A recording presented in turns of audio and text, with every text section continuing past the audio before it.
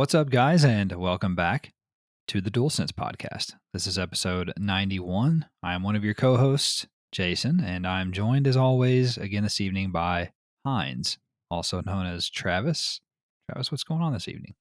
I mean, not a whole lot. I was going to tell you that even though the temperature has dropped 20 degrees in the last 2 days, the birds are back, which means we're finally in springtime. And when I was driving home today, I saw a bunch of birds on the power line that were kind of perched up like like a Jungle Book. And I thought, let me preface this by saying what we all know, that first of all, birds aren't real and they're government surveillance drones. But hypothetically, if they were real, can they feel warmth off the power line? Like, why do they sit on the power lines? I don't know. That's a good point. I was thinking, why else would you be there? Right. Well, two things about this. First of all, do you remember, or did you hear about here locally about a month or so ago that there was a mass of dead birds in the middle of a busy intersection here in town because one bird apparently allegedly mistakenly hit the ground, and somehow he obviously became grounded, and that electrocuted the rest of them. Oh, that's not what I thought you were going to say. My first guess was their batteries died, and then they couldn't fly back to the drone operator. My other guess was that since they fly in packs, they were just following the leader. They all just took headers. No, they got electrocuted, is what I was told. But it's amazing. It was like something out of a horror movie, though, or like The Day After Tomorrow or something. And secondarily, to your point, I submit that the reason why we don't see birds in the wintertime is because cold temperatures destroy batteries. To your point, so you can't have the drone birds out in the wintertime because they'll last 10 minutes. So and when it's warmer, you're good to go. You maybe get a day out of them. Maybe bring them back. You don't see them at nighttime. Why? Yeah, they're sleeping. Okay, they're charging. Yeah, they're charging, and they're back out, and they're droning on us. I've never taken a bird apart before, so right. But if I did, it would be a decoy bird. They would know I was coming because they can read our minds. We'll just keep that going. I just love the idea. I think listen, there is a reason why when I have a conversation about something and then I go and get on Instagram or Twitter without ever having typed whatever I'm thinking about into my phone, I get an advertisement for that. It's the birds. They're listening. Explains those divorce lawyer ads you've been getting. Yeah, because every time I walk my dogs, I'm just ranting about getting divorced, and the birds are reporting back. Anyway, Travis, what is this podcast about? I think we're a PlayStation podcast, believe it or not, and you and I get together every week, and we discuss all the week's news, rumors, new game releases, and much more in the world of PlayStation. And we do it all in under 90 minutes. We post new episodes every Monday, and on all of the usual podcast services, of course, and as well as YouTube, where we also share gameplay videos.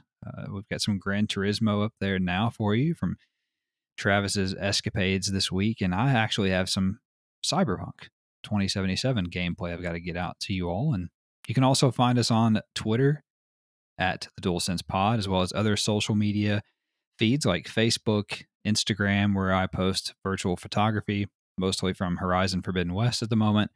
And then we also have a blog, which is the DualSensePodcast.wordpress.com. So you can find us wherever you like. We'd love to hear from you and talk PlayStation, of course.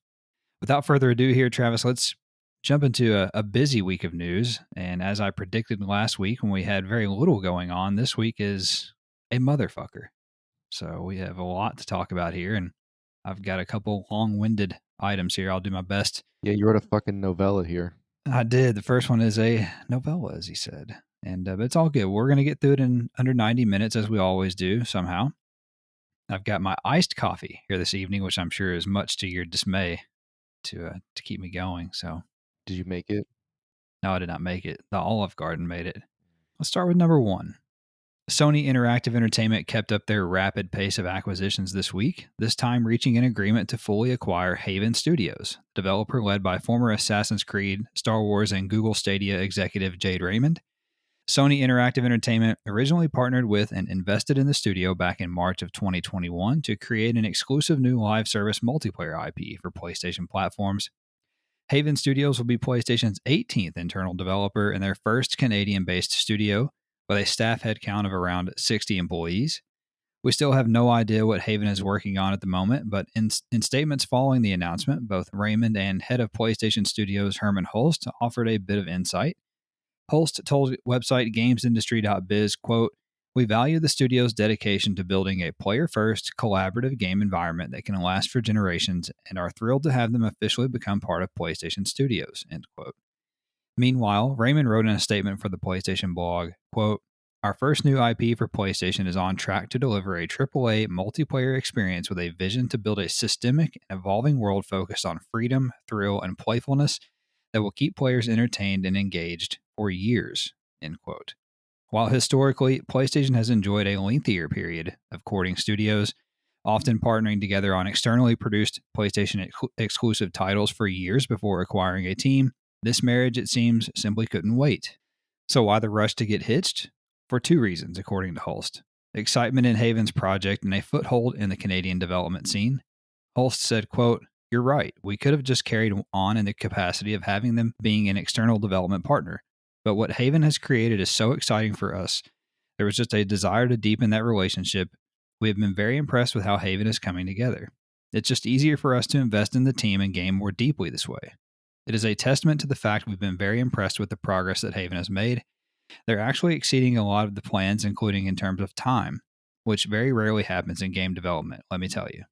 So we thought, let's invest deeply and do this properly," end quote. In regards to expanding into Canada, that also is a point of much excitement for Holst, who added, quote, "It is incredibly exciting for us to be there, but also to have people that are native to the area and knows everyone. Ellipsis. We are finally in Canada, we're finally in Quebec, and we've hit the ground running with a team that's deeply embedded in the area," end quote. One additional and critical note of context on the deal is that in the beginning, Haven pitched 3 projects to Sony, whom offered to fund all 3, as revealed by Raymond and other studio leadership in an interview earlier this year with French outlet Le Devoir. Elsewhere, and to wrap up, Holst also allayed fears that PlayStation is shifting away from its bread and butter of single-player, narrative-driven blockbusters, saying, quote, "Obviously, we will always carry on making the single-player, narrative-based games such as Ghost of Tsushima, The Last of Us, and Horizon Forbidden West, but you've spotted correctly that we have invested in live service games because that's incredibly exciting for us," end quote. All right, so a lot to take in there, but what do you think? What do you think about PlayStation essentially buying this team sight unseen? Do you have any thoughts? You know, when I hear all these quotes, all I'm hearing are just buzzword, buzzword, buzzword. Like, okay, guys, like, thanks for the filler. Thanks for the interview that told us nothing. Whatever. Maybe you can answer this, but I don't understand what the big narrative push is about being in Canada, quote unquote. Like, this isn't 1840. People in Canada know what the fuck PlayStation is. They're already playing games there. I race against them online. Like, I don't understand what they mean. Like, having a base there, what does that improve? It's not like you're making Canadian only games. Like, Right. what are you talking about? We're not moving into a new market, quote unquote. You're already there. So, like, I do not understand that. What does that mean? Yeah, so it's less about being in Canada to have games for the Canadian market because they're playing the same shit that we are basically. It's more about the fact that there is a lot of talent in certain areas of Canada, kind of like the West Coast in America and the East, the Northeast here in America as well. Like those are kind of the hotbed, Texas to some extent. Those are kind of the hotbeds for like tech talent. You know what I'm saying? So that, and my understanding is that that place in Canada is like Quebec, Montreal, Toronto. Oh, So you mean the only 3 cities they have? So correct. So yeah, that's why that's fine. they want that talent, and they don't want to have to. I guess they don't want.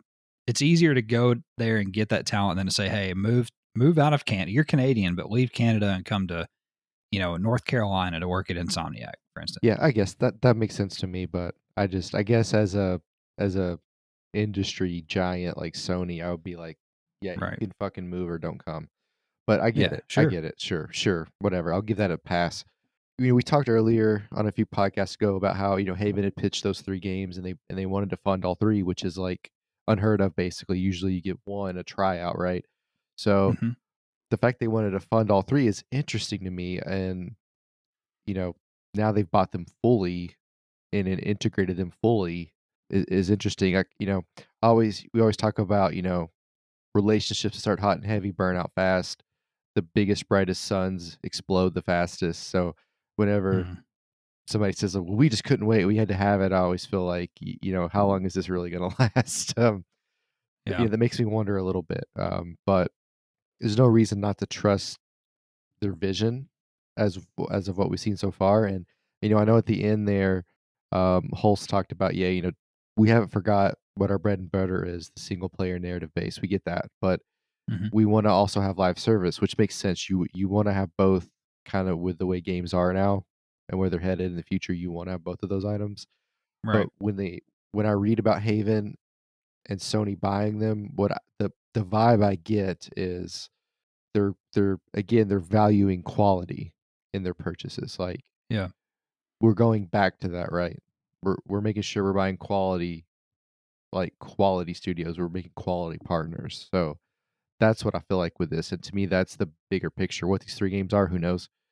Again, we're going back to the quality thing. We're not just buying somebody that's huge to and spending billions of dollars because we feel like we need it in the market. This is a quality thing, which makes me feel good about PlayStation because I I don't think about quality in other systems the way I do with PlayStation.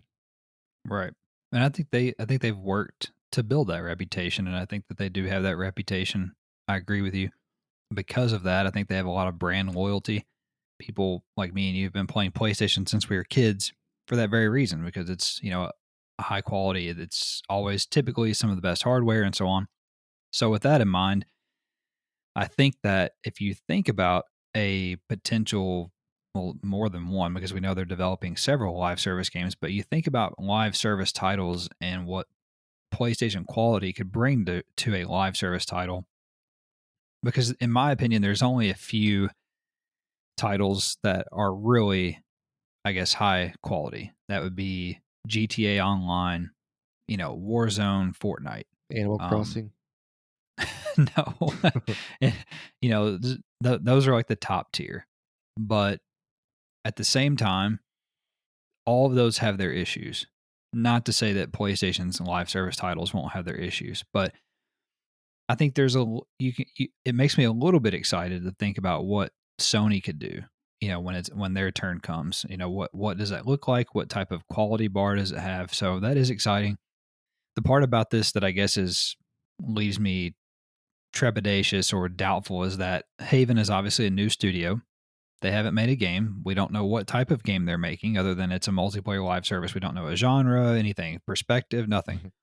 So this is, like I said, this is somewhat sight unseen for Sony, although they have seen the pitch of their games and whatnot, of course. But I think it has to be a vote of confidence for Haven and people like me who are maybe a little bit doubtful that Herman Hulst, who used to be the head of Guerrilla, who makes Horizon, and now the head of PlayStation Studios, has seen whatever they're working on and obviously is excited about it enough to go out and say, "Hey, we need these guys," and obviously excited, yeah, and excited about it enough to say in the very beginning that, "Hey, we want all three of your games." Yeah, it's like finding a wonder kid or like a 16-year-old basketball star. That's kind of what it feels like. Like they see something Exactly. there and they're like, "Let's go for it." Cool. Exactly. And I think this is a very multifaceted thing in my opinion. So first of all, the world we live in now is you have Microsoft, you have Tencent, you have Embracer Group buying up all of these developers and publishers. So it is an arms race like we've talked about.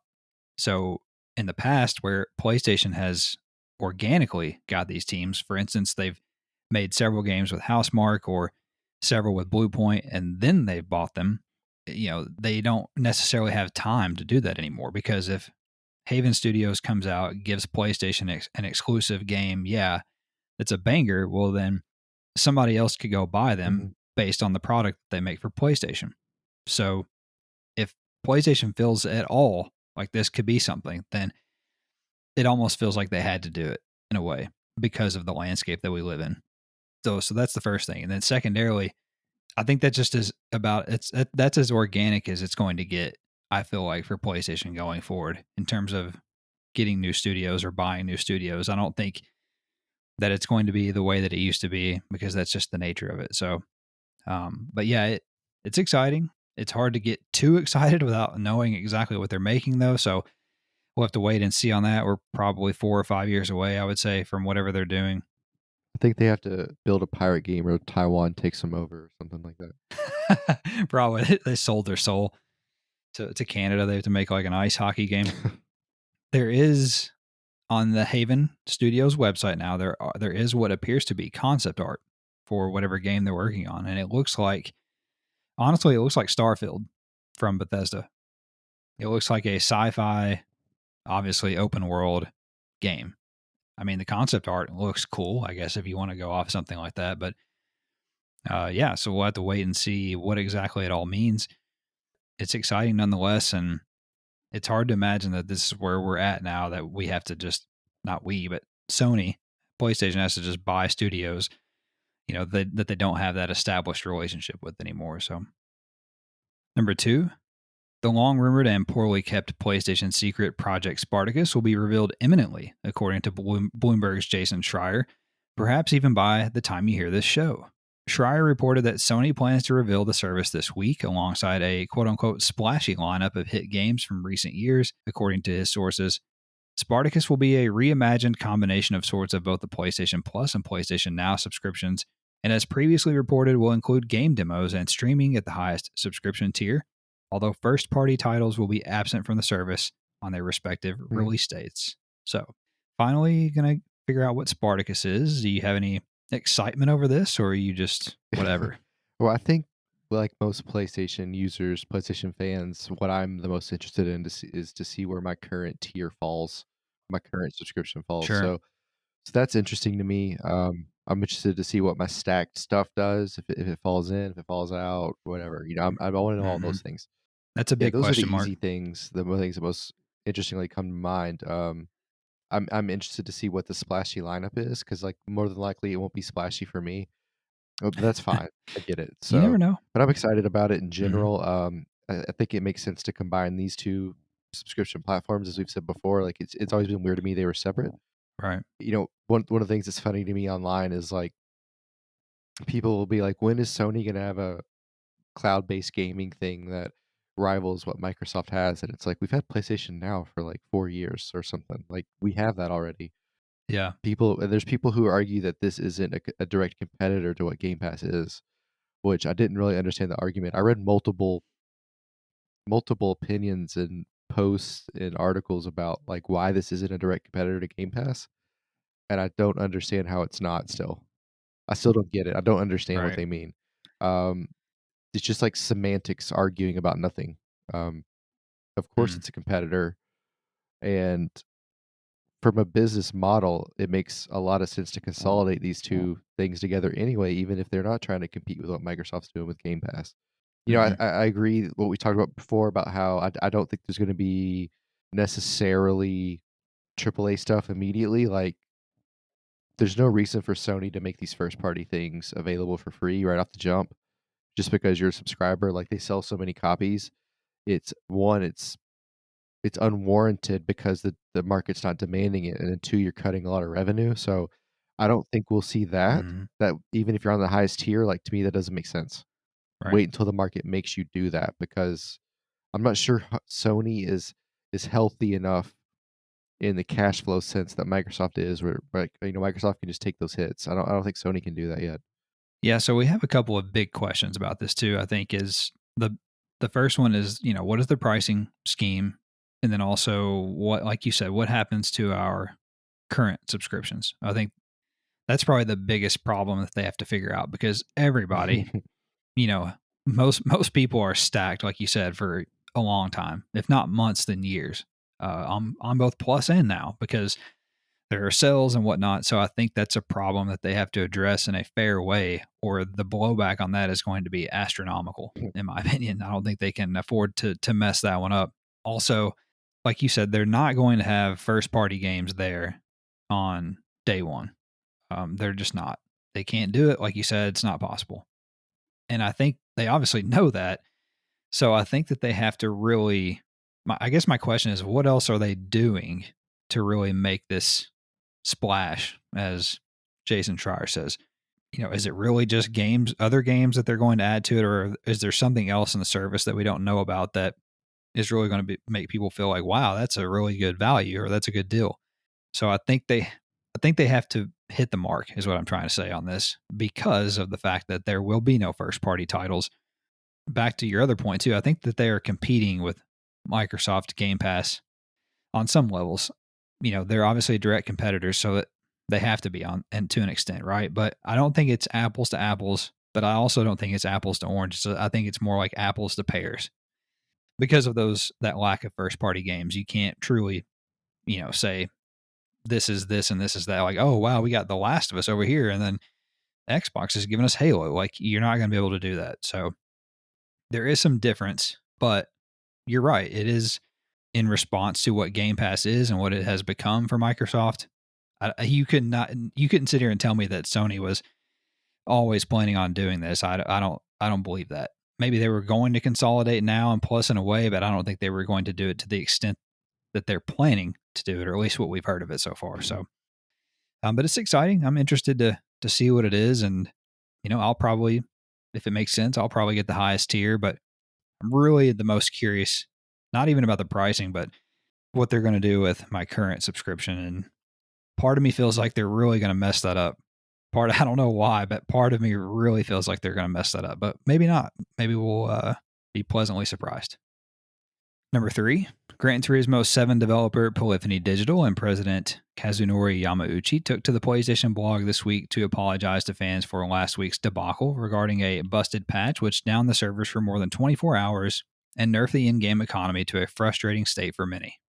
In the blog post, Kaz wrote, quote, "Thank you for your continued support and feedback on Gran Turismo 7. Your voices have not gone unheard. I would like to apologize for the frustration and confusion caused last week without patch updates, which resulted in not only a server outage, but also adjustments to the in-game economy, which were made without a clear explanation to our community. We know that this is not the Gran Turismo experience you expect, and we will be making a goodwill gesture in the form of a non-paid credit pack of 1 million credits available to those players who may have been affected. You will see this hit your accounts shortly. Make sure you log into the game before April 25th to claim the credits," end quote.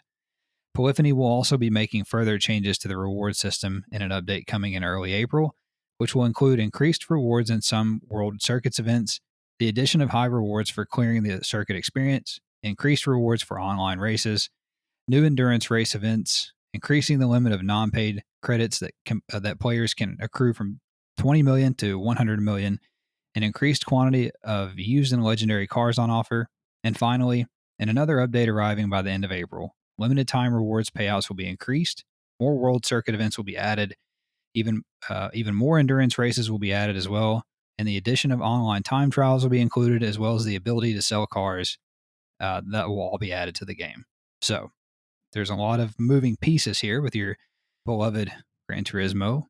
What's going on here? Yeah, Super GT on YouTube has a really good video talking about this stuff. So if you want to go in depth and watch somebody who works closely with Polyphony on things, he could really break things down in a different perspective, which is interesting. But on my end, a lot of the stuff you said in the last third of that bullet is stuff that we would have liked to have had when the game came out, but we expected that stuff to come eventually, so none of that is surprising. John and I talked the other day about how silly it was because you have a 20 million cap on your credits, but some of these cars cost 18 or 19 million, so like you literally have to build your credit all the way up to buy one car and then build it all the way up again. It's just ridiculous. And there's ways you can grind still where you can farm like 1 million credits an hour. There's still ways to do that.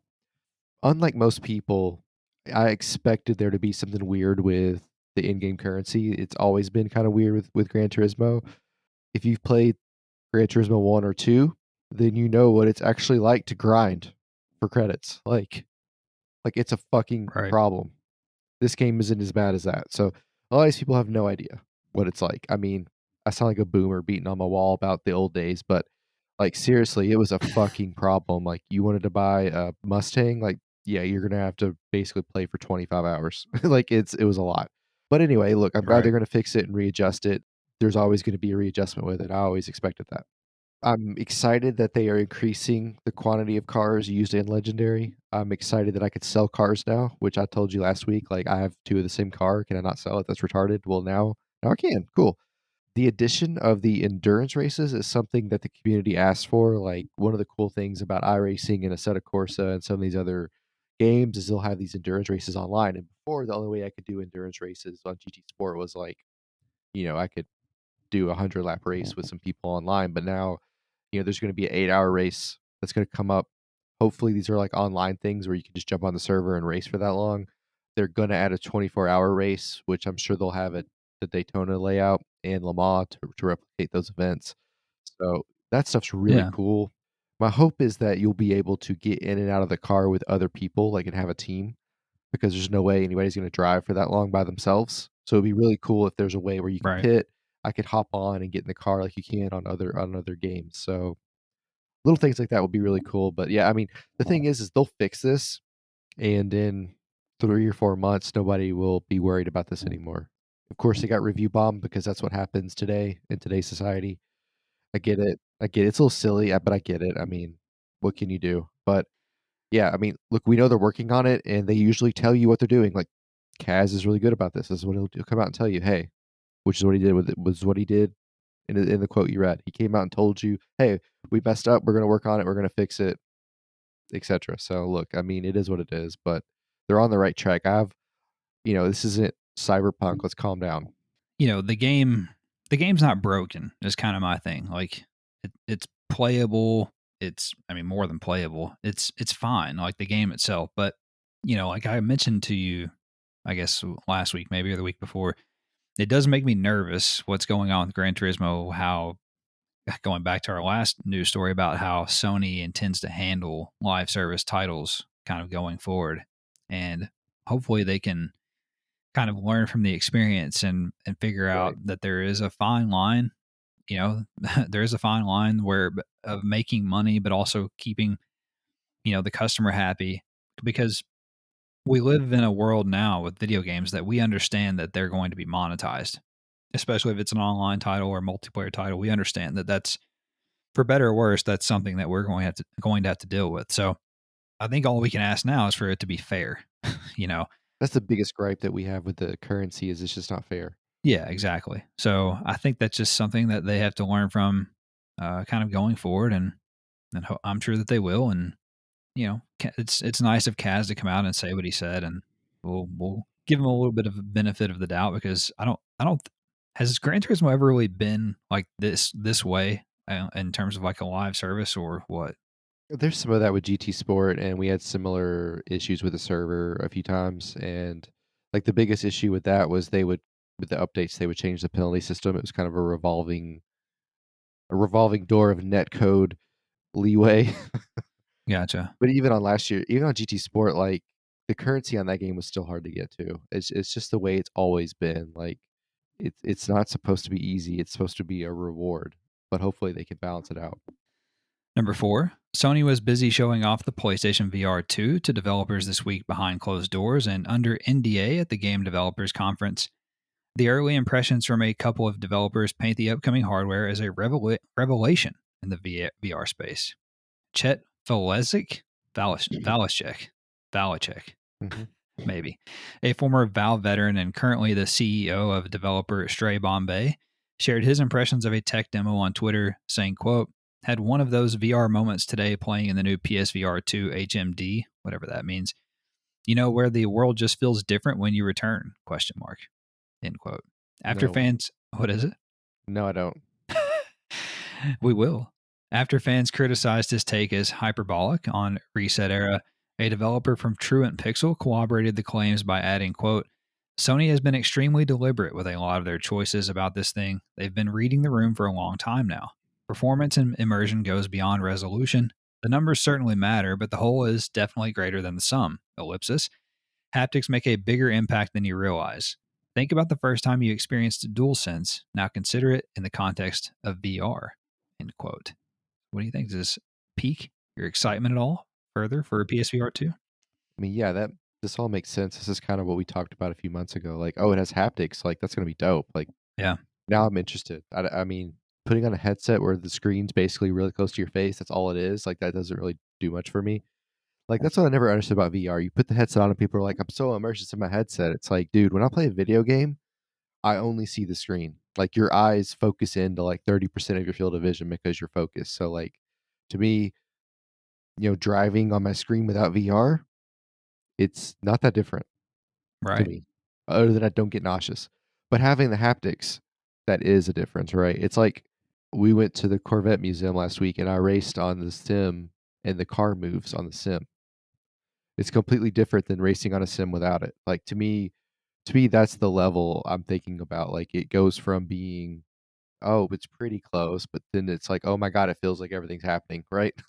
Right. So yeah, it's cool. I hope it is. I hope it's not hyperbole. Like I hope this is actually legitimately a thing.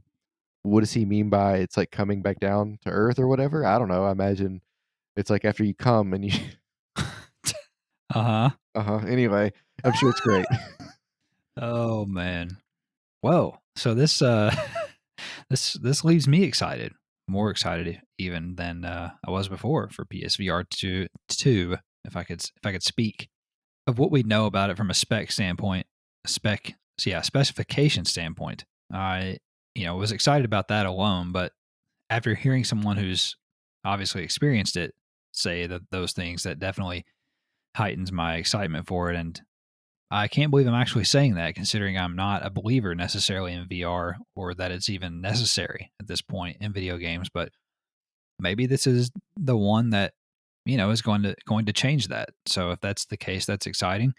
It's going to all come down to the games and the experience, and this obviously sounds like a good step in that direction. Of course, we don't know what they played, but it sounds promising, to say the least.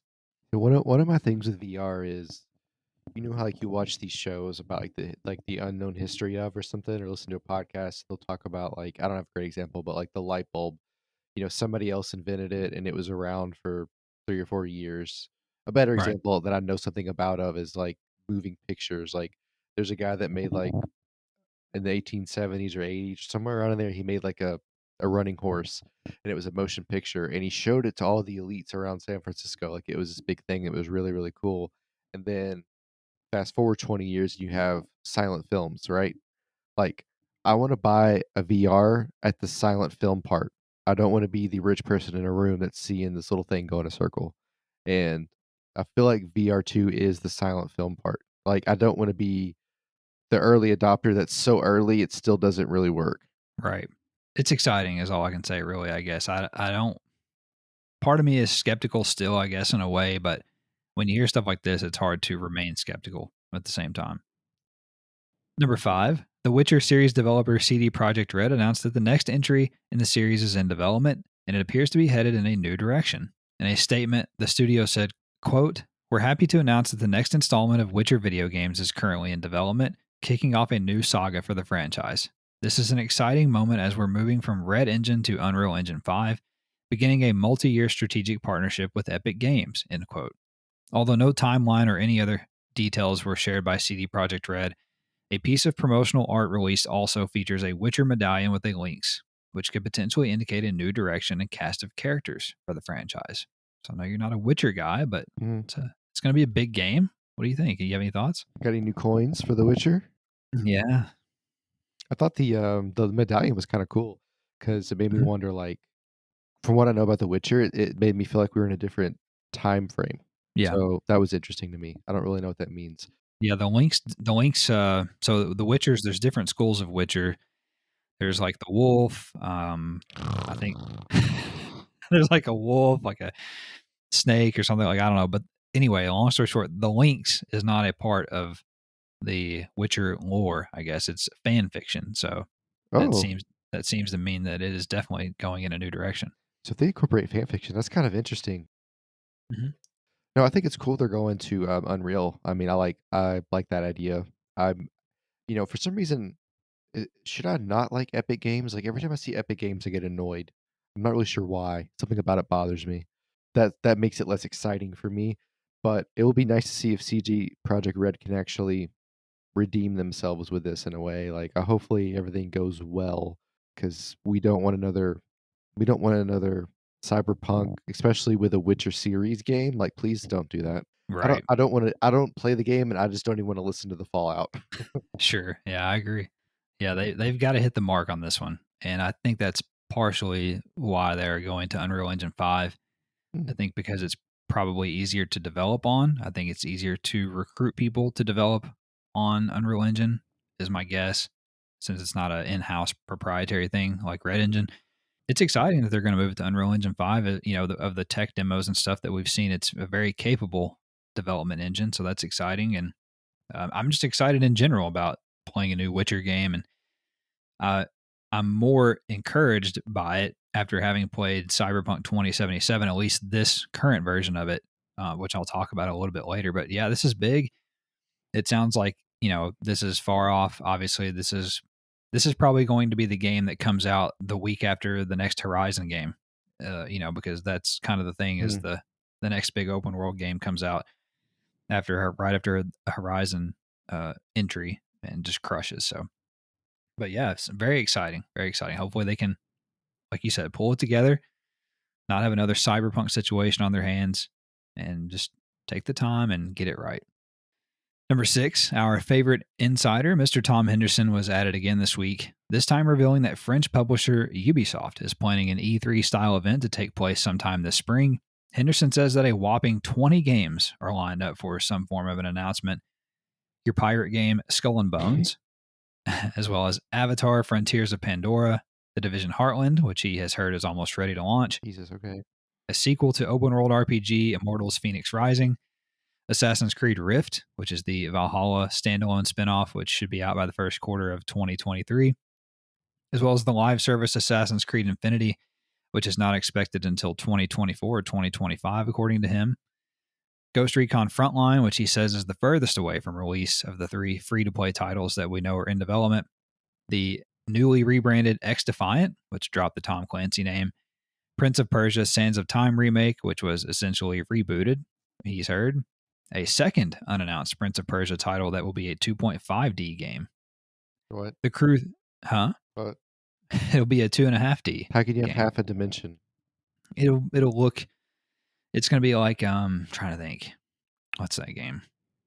Kind of like that Oddworld game. It's kind of like that came to PS5, I guess, back last year sometime. Yeah. Okay. I just don't. Yeah. Just okay. It's a thing. Don't worry. Also, The Crew 3, which previously leaked as Project Orlando, a Mario and Rabbids sequel, which won't come to PlayStation, obviously. Roller derby game, Roller Champions, which he says is ready for launch. Beyond Good and Evil 2, which he says Ubisoft has spent too much time and money on to cancel. And the Splinter Cell remake, which he says is also a 2024 or 2025 title. And then finally, some bullshit mobile games are also in development. So what do you make of this? Can't wait for the mobile game. It's super hard.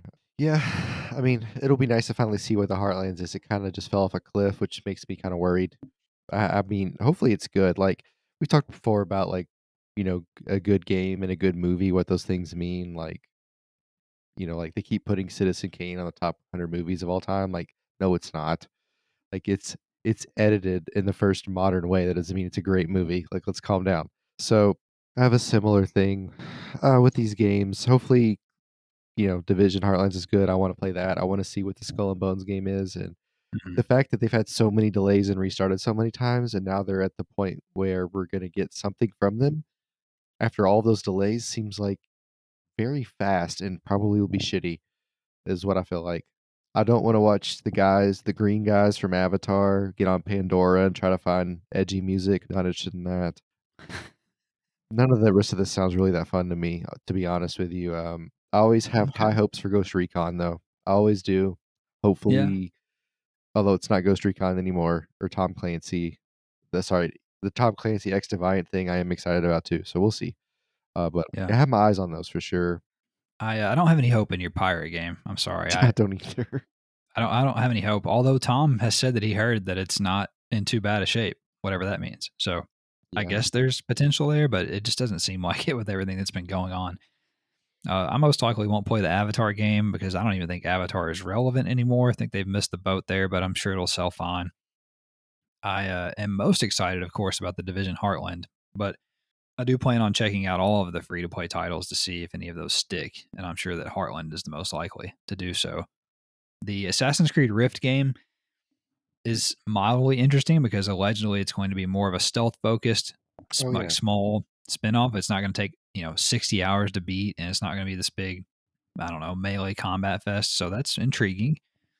And then the other thing on the list here that really jumps out to me is The Crew 3, which I've been saying for a little while now that I want an open world like arcade racer, and that's exactly what that is. But we need a new one.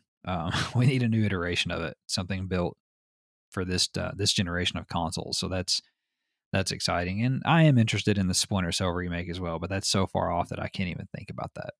So that's a ton of games, and if they do a showcase and say something about all 20, that'd be pretty impressive. I won't lie. Number 7, we received our next major PlayStation 5 firmware update this week with several features from the ongoing firmware beta program being added. Players now have the ability to create or join open or closed parties on both PS5 and PS4. The game base and trophy cards on PS5 received enhancements to make them a bit more user-friendly, and some accessibility features were added, as well as including mono audio capability for headphones. Players with US or UK registered PlayStation accounts now also have access to a preview version of the new voice command feature that lets you open games, apps, and settings, as well as control media playback. The PlayStation app and PlayStation Remote Play app also received user interface updates to make them easier to navigate. And finally, Sony revealed that support for variable refresh rate, which will allow the frame rate to adjust in real time and eliminate graphical issues like screen tearing and frame pacing issues for some titles, will make its way to PlayStation 5 systems sometime later this year. Just keep in mind that your television will have to support VRR as well for it to work properly. So is any of this for you or whatever? I think it's cool that we got this variable refresh rate thing going on now. There's some like weird stuff in Gran Turismo sometimes, and I feel like that's the issue with the graphic. I don't think it's within the game. I think it's like the refresh rate isn't there to catch it properly, which is funny that they finally like. Did you make the note that your TV has to have that, or did Sony make that note? No, I think that's a known fact. Yeah. Okay, good, because it's like what we talked about last week. People were saying Gran Turismo doesn't look any better than the other games. It's like 5 fucking TV from this year. Right. Or last year or the year before. Like, come on, guys. But anyway, so I'm glad that's kind of becoming a well-known thing. That makes me happy. The trophy cards are interesting because I'm a little disappointed that I can't track trophies the way I was promised to. Like, I was told that I would be able to like pull the card up and see what my percentage was for certain games. And it seems like every game I play, the developer did not even consider doing that, which is kind of irritating. Like, I would love to be able to like. There's a couple of Gran Turismo ones that are like drive X amount of miles. Yeah. And like I can go into my stats and see how many miles I've driven, but like that's the whole point of being able to do that in the trophy card. 'Cause it takes me 1 second, as opposed to like having to back out and do this and find the thing and then go to the like you know what I mean. So Right. fine. I'm glad that we have some enhancements and make them more user friendly. But if nobody uses the system, it doesn't fucking matter. So that's really annoying. But other than that, that's pretty cool. The voice command stuff I don't really use. All voice command stuff I've ever used in my life has always been disappointing. So we'll see. Hopefully it works better. If it works better, I will consider using it, but that's about it. Yeah. There's a lot of features there's a few features, I guess, that I've discovered through using the new update that they didn't market, obviously. And honestly, the biggest one to me is the fact that I can now have more game icons on my home screen instead of like 6. I like that too. Yeah, it actually like fills the screen up, which I think is a nice touch, and can't believe they didn't do that in the first place. The other thing, that's really all I've really noticed. I haven't really messed around with anything else. The party system I didn't think was terrible to begin with. I mean, it was a little convoluted, but it really hasn't changed in my opinion. I don't care. I don't need to be able to start a party from my phone, so that's fine. I'm trying to think of what else. The variable refresh rate, I feel like I've read somewhere, although that's not in this update, but it's coming. I feel like I've read somewhere that if you have that enabled, that you can't use HDR. Maybe that's only on certain TVs. I'm not sure, but if that's the case, I'm going to tell you, I'm not turning HDR off. I'm not doing it. I don't care what it does for the frame rate. I'm not turning HDR off. That's to me, HDR is a much more drastic drop off than having some, I agree. having some frame drop or whatever. Like, dude, turn HDR off on FIFA and then turn it back on. Like the difference is ridiculous. Like you can finally see. We turn HDR off, everything is like black. Yeah, absolutely. So I think that's huge. So anyway, I mean, it's a great update that we got. I did enable the voice command thing earlier today, this morning. I haven't tried it yet. I talk to everything else, so I don't feel like I want to talk to my PlayStation 2 because I hate talking to things, humans, technology, all of it. But anyway, nice little update. Number 8, Travis, we also have a bunch of news nuggets here as well. Feel free to jump in. First nugget, website gamesindustry.biz reported that fighting series Tekken is getting an animated television adaptation at Netflix called Tekken Bloodline. It actually looked kind of interesting. Bungie reported widespread issues with video copyright takedowns for Destiny content creators on YouTube, and they have said that they are investigating the issue. I think So is this? Go ahead. I was going to say, I think I actually saw that they started to reverse the copyright takedowns. Is it just like a troll just going around doing that? Now, the weird thing is that these companies, a lot of the times, will hire these firms that like have contracts with these firms, and their job is to basically just like crawl YouTube and find copyright infringements on Destiny. It'd be like if me and you paid somebody to crawl YouTube and find copyright infringements on our podcast. You know what I'm saying? So like whoever's doing it, Bungie paid them to do it. But I don't know. I mean, I guess there could have been wires crossed somewhere, but anyway. Everyone? Okay. You're right.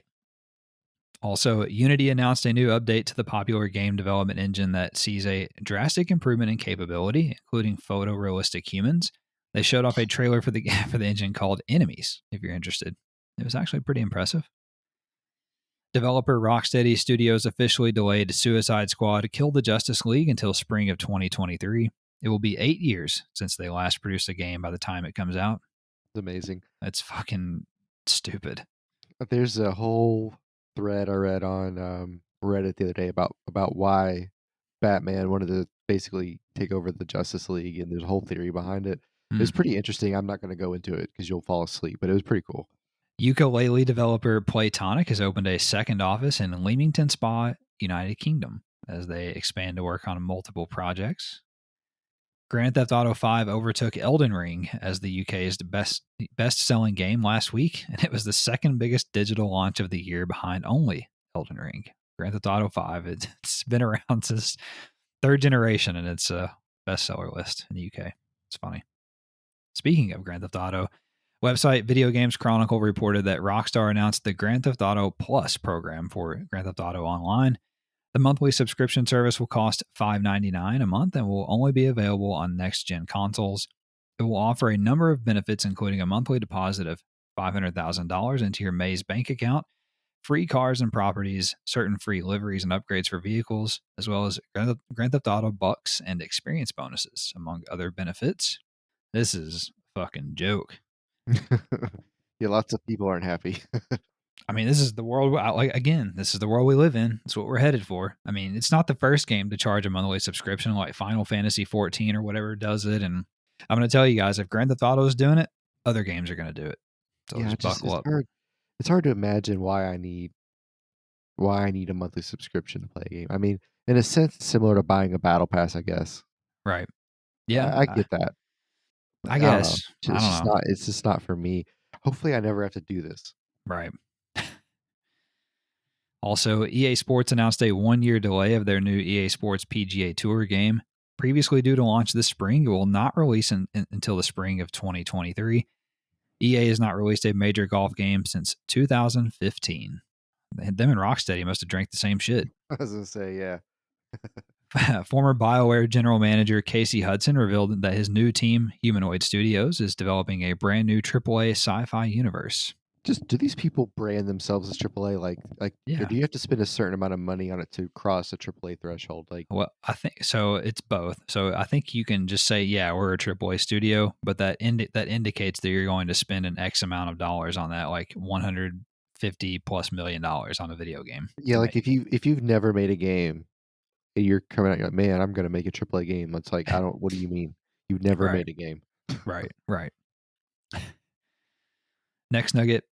Players have uncovered nearly 2 hours of voice lines from the recent Multiversus technical test that reveal that the Tasmanian Devil, Marvin the Martian, the Joker, the Wicked Witch of the West, Daenerys Targaryen from Game of Thrones, Beetlejuice, Godzilla, and LeBron James, among many others, as playable fighters in the upcoming free-to-play platform brawler.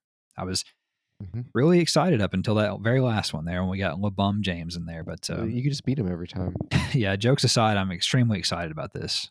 So I was on the fence, but I'm excited about the Looney Tunes characters. That makes me happy. Yes, I agree. I agree. I think this is the platform brawler for me.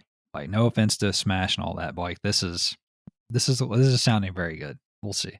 Also, football legend Diego Maradona has been, is that how you say that? Maradona? Maradona has been, quote unquote, suspended from FIFA 22 following a legal dispute over whether or not EA has the rights to his likeness. He's dead. Right. Also, how do you not know? Right. That's a great question. And I know we talked about this, I think did we talk about this when Kobe died? That like, yeah, there's some sort of weird thing with the licensing when somebody dies. So maybe it's in that realm, because I know he died last year, but you got it kind of, you're on the line there of like, is it because he's passed? Is it because the wife wants to make sure she's getting everything? Like, there's some, or the family, if he wasn't married, like there's some wishy-washiness there that makes me kind of wonder. But I love the fact that he's quote unquote suspended. That's amazing. Yes, I agree. So, by the way, great. If you're bored, you don't know who Diego Maradona is, look him up, because he has some pretty amazing highlights. But there's a video of Argentina scoring a goal, and he's in the stands, and he's about 70 years old, and he's just giving everybody the bird. That's hilarious. Double barrel. I love that. That's going to be me. Hilarious. Next nugget. A major Apex Legends leak has revealed the free-to-play shooter's next 9 heroes and a new map called Divided Moon. So it's like the next 2 years of content. The heroes are Conduit, Scryer, Caliber, Jester, Phantom, Vantage, Uplink, Catalyst, and Newcastle. Website Push Square reported that there is a spark of hope for smash hit action RPG Lost Ark coming to consoles, as Amazon Games' Sumin Park told VG247, quote, "If Lost Ark on consoles is something that fans really want, then I think it's something both parties would consider," end quote. Say we're considering it. Exactly. You just say that. The new PS app update will finally allow users in Europe to take advantage of the auto-uploading PS5 captures feature. Guys, it's awesome, by the way. It is. The NFL has signed a deal with sports technology firm Status Pro, it's actually a pretty good name, to develop an annualized virtual reality football experience for PlayStation VR. The game will be a complimentary experience to the annual Madden series releases. Interesting. I have a lot of questions. Yeah, it has to be more like an arcade thing. Like, oh, I'm the quarterback. I'm going to stand here and throw the football. Like, I don't know. Maybe I'm wrong. That might not be. I don't know. Yeah, if it looked and played like Madden, then you could do that. That might be cool, but you don't want it to be too like movie theater popcornish arcadey either. Yeah, true. And if you don't want it to be really like the NFL either, where it like simulates CTE, or you can like get a visual of doing coke off a hooker's ass. Just things that you do in the free time. Yeah, sure. Also, EA Sports quietly rebranded the Dirt franchise social media accounts as EA Sports Rally, as the arcade racer appears to be dead. Insider Tom Henderson reported that the Dirt 5 team is working on a World Rally Championship game. That could be fun. If you get rid of the arcade Dirt, none of us really care. Yeah, because it's been a little bit behind. But if you get rid of the Dirt Rally Sim, like 2.0 and all those, like that's sad, because we don't have. It's the only thing that exists like it. So please don't lose that. As the Uncharted film closes in on the end of its theatrical run, it has made $339 million in worldwide box office, good enough for the 5th highest grossing video game movie of all time. So let's say that's a pretty big hit. Have you ever seen Mark Wahlberg die in a movie? I don't think so. That's probably in his contract. Honestly. Yeah, because he blows Matt Damon's head off. Yeah. In whatever that movie's called. Uncharted. Yeah. Not Uncharted. The Departed. Similar. Anyway. Different. Next nugget. Website PlayStation Lifestyle reported that Dying Light 2 will get a new game plus and photo mode in the near future. And it'll take you have to play for 400 hours to unlock it. A Plague Tale Requiem's release date is leaked, and it has leaked via the Microsoft Store, and it appears that the game will launch on June 17th, which is a Friday, so that seems to check out. A new Battlefield game is in active pre-production at EA, according to insider Tom Henderson. who says that plans to make the game a full-blown hero shooter has been scrapped, and Nice. one developer telling Henderson that they'll be reverting a lot of the changes that they made for Battlefield 2042. Okay. Yeah, well, I mean, they released a game in pre-production, so we could get Right. this any minute based off of what the last game was like, but both of Exactly. those last 2 things are good news because both of them suck. Right. Website PlayStation Universe reported that the following games received update patches this week: Gran Turismo 7, The Ascent, Shadow Warrior 3, PUBG, Call of Duty Warzone, Destiny 2, Elden Ring, Call of Duty Vanguard, WWE 2K22, Returnal, Cyberpunk 2077, of course, and Fortnite. So if you've been waiting for some content or fixes, you might want to check into that. Also, the PS5 Pro is rumored to launch sometime in 2024, according to YouTuber Red Gaming Tech, and it will obviously feature improved performance, including an alleged 2.5 times more powerful ray tracing capability. However, that works. What I That's true, but what I was thinking about earlier was imagine what that means, but combine that with that Matrix playtest demo thing we had, Oh yeah, and yeah. it's like that that could be fucking wild. We're getting pretty close to like we're on the we're on the cusp of like photorealistic Yeah, graphics, and the like cool part truly. yeah, that's cool is that we can do that almost eventually, but Yeah, then we can make something like Horizon that's cartoony but still looks really, really good, like, that's yeah, and then we can make, like, Cuphead, like, right. it's just crazy. Also, Ubisoft's Star Wars game coming from Massive Studio will not release until 2025 at the earliest, according to Tom Henderson. Hot take. Star Okay. Wars isn't that great. If you tell me 3 of the 12 movies are good, that doesn't mean it's good, okay? Yeah, How it's a could you pretty bad fuck it up clip, right? how could you fuck it up 9 times? Like, Right. what makes Star Wars cool is the world it exists in. There's more Star Trek Mm, movies that are better than Star Wars. mm, fair. Also, Metal Gear Solid actor Oscar Isaac says that the film is still in pre-production as they develop the film's story. Dude, I'm fucking in. Yeah, yeah, I've been excited for this one. They've got to get going on this shit though. They should be further along. Let's fucking go. Dreams from developer Media Molecule could be coming to PS5 soon after screenshots of a PS5 version taken from the PlayStation Store appeared online. Too Whatever. too many capital P's. Tom Henderson also reported that EA's upcoming Skate game has entered internal playtesting and could be shown off very soon. Website Gamatsu reported that 4v1 asymmetrical multiplayer game Ghostbusters Spirits Unleashed was announced for PS4 and PS5 by developer Ilphonic, the team behind Predator Hunting Grounds, Friday the 13th, the game, and Arcadegeddon. It will launch sometime in the fourth quarter of this year. They make really interesting games, so this should be pretty cool. They do. I agree. I watched some of the trailer or gameplay or whatever. It looks interesting, so keep my eye on that. Also, the King of Fighters 15 free DLC character Omega Rugal will launch alongside a new game mode on April 14th. Arc System Works developed fighting game DNF Duel will launch on PS4 and PS5 on June 28th. The DNF Duel sounds like most of my sexual encounters. Neither of us finished. Gee. Guilty Gear Strive DLC character Testament launches on March 28th alongside a new stage. Developer Heart Machine, the team behind Hyperlight Drifter, said that they will make a big announcement on March 31st, the game's 6th anniversary. Okay. Maybe they found aliens. We've made contact.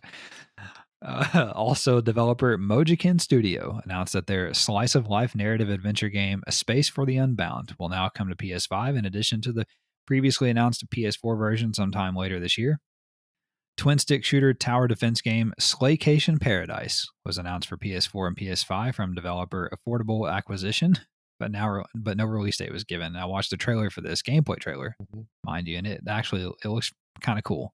Keep my eye on that. Turn-based strategy RPG Kaiju Wars will launch sometime later this year on PS4 and PS5. Other turn-based strategy RPG Lords of Ravage was announced for PS4 and PS5 from developer Synthetic Domain. It will launch sometime later this year. Physics-based brawler Bare Butt Boxing was announced for PS4 and PS5 from developer Tuatara, who doubles as a visual effects outsourcing studio for AAA games typically. It will release sometime in 2023. This looked like Gang Beast. Okay, I'm into that. Yeah. What Yeah, happened to that? Remember that triple A looking boxing game we saw like 10 months ago? What happened to that? it's still in development. Yeah, it's whatever that esports boxing club. Yeah, what are we waiting on? Yeah, they're still working on it. It's coming. Also, 2D pixel art Metroidvania game Soldiers SOUL will release or release, as I say here, on PS4 and PS5 on May Wow. 19th. Rhythm-based looter shooter Soundfall will launch on PS4 and PS5 sometime this spring. Action RPG Shattered, Tale of the Forgotten King will release on March 30th on PS4 and PS5. Cooperative adventure game We Were Here Forever will launch on PS4 and PS5 sometime later this year. The game's pretty interesting. Like it's like a couch co-op, and like I think it's kind of set up for couples to play because like what happens is Oh. you're at a department store, and if you're the male, you sit in front of the Oh, changing rooms for fucking ever, and your wife just goes in yeah. there, and I don't know what the fuck she does in there. But then like and That's then you can't play on your yeah. phone because the Wi-Fi is not working. It's just terrible. Yes. Yeah. Nail on the head. Also, 2D action platformer Imp of the Sun stealth released this week on PS4 and PS5. Likewise, Arc System Works released the PS4 version of Kowloon High School Chronicle in North America this week. Publisher Thunderful and developer Clockstone Studio announced Lego Brick Tales this week, a new brick building puzzle adventure game themed around Lego dioramas. No release date or platforms were announced. This looks pretty cool, Yeah, actually. I'm kind of into that too. Yeah, I agree. Golf Club Wasteland developer Demagogue Studio announced their new game, a classics inspired platformer called The Cub for both PS4 and PS5. No release date was announced. Developer Conradical Games announced adventure RPG The Outbound Ghost for PS4 and PS5, with a release scheduled for sometime later this year. Deliver Us Mars, the sequel to Deliver Us the Moon, was announced by developer Kyokin Interactive. It will come to both PS4 and PS5 at some point in the future. Polish developer Iron Lung announced Alterborn, a third person shooter action game for PS5. It will launch sometime in 2023. Racing game Motocross vs. ATV Legends will launch on PS4 and PS5 on May 24th. And finally, Gamatsu reported that publisher Focus Entertainment has partnered with Polish studio Different Tales to publish their new title, which is a slice of life simulation game. And that is all for the news this week. I'll turn it over to Travis now for this week's new games. On the 22nd, we had Shantae and the Seven Sisters, which is the third installment of the Sister Act. On the 23rd, we have Richie's Nightmare, Shadow Point on the VR, The Pizza Delivery Boy Who Saved the World, which I immediately thought of that game on Nintendo, Paperboy. Paperboy, yeah, me Immediately. too. We also have Thunder Kid Hunt for the Robot Emperor. On the 24th, we have Relayer and the Ascent. On the 25th, we have Ghostwire Tokyo and Tiny Tina's Wonderland. So the last three there are probably the most recognizable names there. I would assume the Ascent is the best of the three. Yeah, actually, well, I mean, I've only played the Ascent, which I'm going to talk about here shortly, but I think Tiny Tina's is probably the biggest one, and then maybe Ghostwire, but then Ascent third. But yeah, you're right. The last three are definitely the biggest and best of the bunch. And yeah, that's all for the new games this week, and we'll start to wrap the show up here now by discussing what we've been playing. What do you got? Yeah, I think I drove something like 700 miles on Gran Turismo last week. God. I beat all the cafe books. I think I have close to 100 cars. And I've been working on the licenses now. So I have the AB license. I have gold on every license test. The only thing I don't have gold on is one of the racing championships from the cafe because I decided I wanted to use the Smokey and the Bandit car. And that Yes. was the wrong choice to make. And once you start the championship, like if I go back and change my car, you have to restart the championship, and I just wasn't in the mood. So I just nursed it home and came in second and took the silver. So and Awesome. there's no incentive to redo it. Like I don't you don't get a trophy. There's so whatever. I don't care. I could do it for credits, but I might do that if I'm credit poor one day. But I'm working on the license now. I did the B license. I find the license test where I get to use race cars, I find them way more enjoyable. The way that the video put on YouTube of me driving the Porsche through the Le Mans track at really high speeds, and I'm just fucking rolling. Yeah. You know, I beat the demonstration time by like a second, and those cars make a lot of sense in my brain about how they work, how the physics of those cars work. So I'm a much better driver in those cars. You know, the earlier ones, you know, the license test I had the most problem with is the very first one, where you drive a normal car in a straight line and then stop in a certain amount of time. I could barely do it. I barely got gold. But you put me in a Porsche driving at 200 kilometers an hour in and out, weaving in and out of stuff, and I'm fine. So like, it's just weird how Right. that works in my brain. But I'm excited to finish the licenses test. I'm definitely going to get the gold there. There's a few trophies I'll get that are easy. I probably won't get the platinum because a couple of the things it wants you to do are just like, you know, it wants you to drive the entire distance of the Le Mans 24-hour race. Like, I'm not sure I'll ever do that. Like the whole time I Right. play the game. So we'll see. But I'm definitely going to get gold on all the licenses because that's part of the fun. And then we'll go from there and see what to do. But Sure. yeah, they started the racing championship this week. It's a trial season, so lots of The people are playing races. around with those, and you know we'll see how it goes. But no, it's fun. It's a lot of fun. You know, Trial Mountain's one of my favorite tracks. I'm glad it's back. It's so much fun to drive. Um, and you know, it was getting to the point where like, yeah, again, I drove 700 miles, but it was getting to the point where like, I don't know, I just felt so comfortable in the sim that I felt like I could do it in real life, which is interesting. So that means we're getting somewhere with my pace. Well, good. You've had a good little week of Gran Turismo. I this week played Horizon Forbidden West. I finished the main story. It is beaten. I have beaten Did you it. cry? It was a fantastic story and a wonderful game. It was amazing. I loved it. Like I said, I got to a point in the main story where I just wanted to finish it. Because not because I was done with the game, but because it was good. So it got the hooks in me. And yeah, I can recommend it very highly. I think I would give the game like a 9.5 out of 10. The only thing holding it back, like I mentioned, was some graphical glitches all the way through to the end. I had some graphical glitches, which weird stuff happening. Nothing terrible, but I can't give it a perfect 10 out of 10 in my opinion. But still, one of the best games I played in a long time, and certainly in the running for my game of the year at this point, and probably in general in the running for game of the year. Fantastic game. Thought I was going to go for the platinum and then realized that it was a little bit grindy for me in terms of like some of the hunting challenges, and like there's an arena thing where you fight machines, and I just didn't want to fool with that. I was having to replay a bunch of fights, and I didn't want to grind and ruin the experience that I had with the main story. I just wanted to leave it as it was and appreciate it and enjoy it. The only thing I feel, I guess, a little bit of like anxiety about or remorse is that I didn't do some more of the side quests, which are fantastic. This is one of the few games where side quests are not just filler. Mhm. Like they're just as good as the main quest, but just kind of their own little standalone mini stories. And then they also kind of a lot of them feed into what's going on in the game. You know, what's happened in the world, how things are the way they are, and so on and so forth. So very well done. A great, I think, masterclass in storytelling in games. They did a great job. Fantastic game. So then I moved on or back, I guess you could say, to Cyberpunk 2077 on the PS5.